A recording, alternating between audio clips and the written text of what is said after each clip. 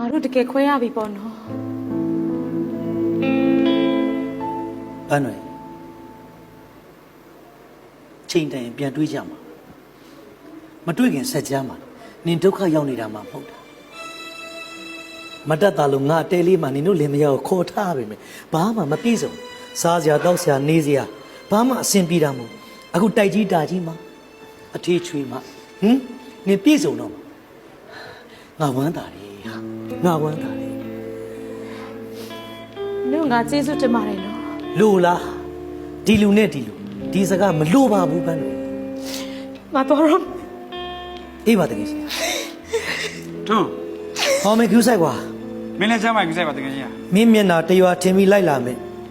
မင်းမိန်းမအတွက်မင်းမှာအပြည့်တာဝန်ရှိတယ်ဆိုတာမမေ့ပါနဲ့မမေ့ပါနဲ့ စိတ်ချပါတကယ်ကြီးငါဘန်းတွေကို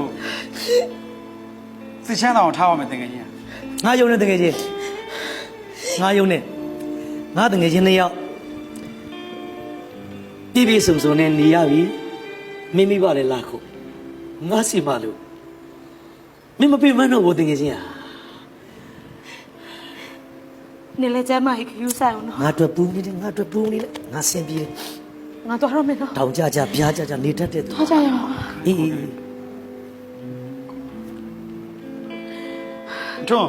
အေး ကျမ်းမာကြည့်ဆိုင်တော့တကယ် စိတ်ချပါကွာ ခဏလေးနော်တို့ လေ နေနဲ့ငါခွဲရတော့မှဆိုတော့ငါ့ကိုနေရဲ့အမှတ်တရတစ်ခုခုလောက်မပေးလိုက်ချင်ဘူးလားယင် ငါ့ကိုစိတ်မကောင်းဖြစ်စရာမပြောပါနဲ့လားပန်းချုပ်တည်တယ်ငါအတွက်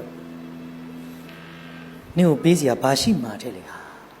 ရပါတယ်ဟာဘာပဲဖြစ်ဖြစ်ပေါ့ဟာနေရဲ့အမှတ်တရဆိုပြီးရောလေဟာ ငါဘာမှမပေးနိုင်တာငါ့ကိုနားလေပါပန်းတွေ ဒါဆိုရင်ငါရှိတဲ့ဟာပဲယူသွားလိုက်မယ်ဟာတစ်ခုခု